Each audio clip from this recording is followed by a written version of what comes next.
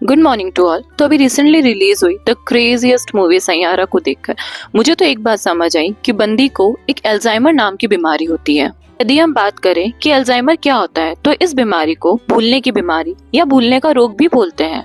तो basically Alzheimer एक neurological disease होती है, मतलब एक ऐसी बीमारी जिसमें ब्रेन के सेल जिन्हें हम न्यूरॉन्स कहते हैं वो डीजनरेट या डैमेज होने लगते हैं। तो कुछ इस तरह से एक न्यूरॉन दूसरे न्यूरॉन को सिग्नल यानी मैसेज भेजते हैं। तो आपका दिमाग न्यूरॉन्स के जरिए ही पूरे बॉडी में मैसेज भेजता है, जैसे आपका चलना, आपका खाना, बॉडी का मूवमेंट करना, यहाँ तक कि आपके इमोशंस को कंट्रोल करना भी।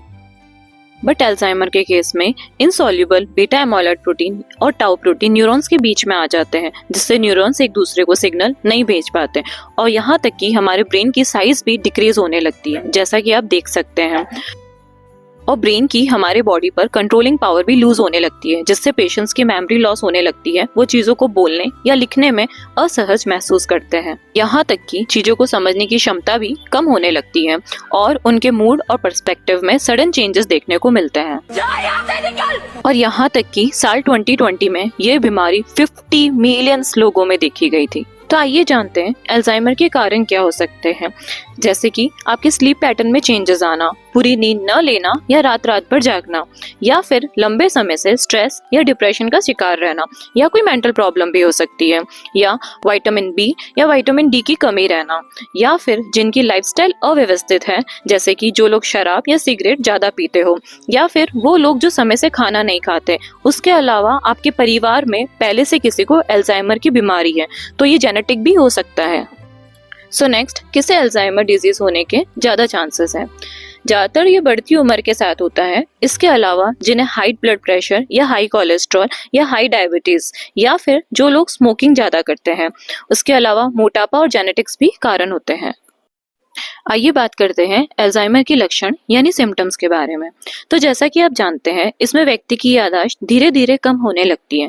वो अपने परिवार व सदस्यों को भी पहचान नहीं पाते। नॉर्मल रूटीन वर्क करने में भी परेशानी होने लगती है।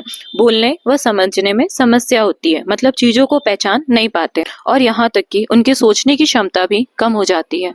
तो अल्जाइमर होने पर कौन से टेस्ट करवाएं, मतलब कैसे पता करें कि आप अल्जाइमर के शिकार हो रहे हैं? उसके लिए आप कुछ ब्लड टेस्ट करा सकते हैं, जैसे कि सीबीसी विद ईएसआर, उसके साथ में एलएफटी या केएफटी, ब्लड ग्लूकोज फास्टिंग या लिपिड प्रोफाइल टेस्ट। आज की जनरेशन में विटामिन बी और विटामिन डी की कमी बहुत कॉमनली दिखाई दे रही है, आप उसका टेस्ट भी करा सकते हैं। इसके अलावा कुछ ऑटो इम्यूनो टेस्ट या डॉक्टर आपके एमआरआई या सीटी स्कैन भी कर सकते हैं। तो अब बात करते हैं अल्जाइमर का इलाज यानी ट्रीटमेंट के बारे में। वैसे तो एलोपैथी में कोलिनेस्टेरेज इनहिबिटर्स दिए जाते हैं, पर ये दवाइयाँ आपको आपके डॉक्टर के सजेशन पर ही लेनी चाहिए।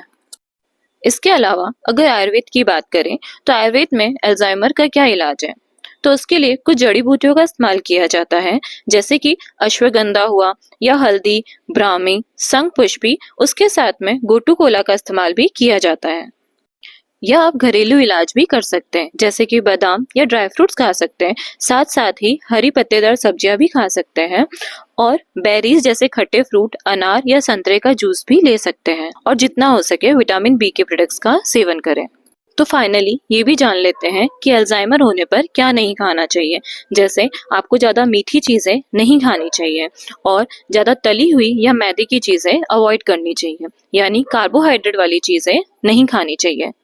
वैसे तो हमारे बॉलीवुड में अल्जाइमर पर और भी बहुत सी मूवीज बनी है, तो आपको कौन सी मूवी पसंद है, और मोस्ट इम्पोर्टेंट ये वीडियो आपको कैसा लगा ये कमेंट करके जरूर बताइएगा, और लाइक, शेयर और सब्सक्राइब करना बिल्कुल ना भूलें। Thank you for watching.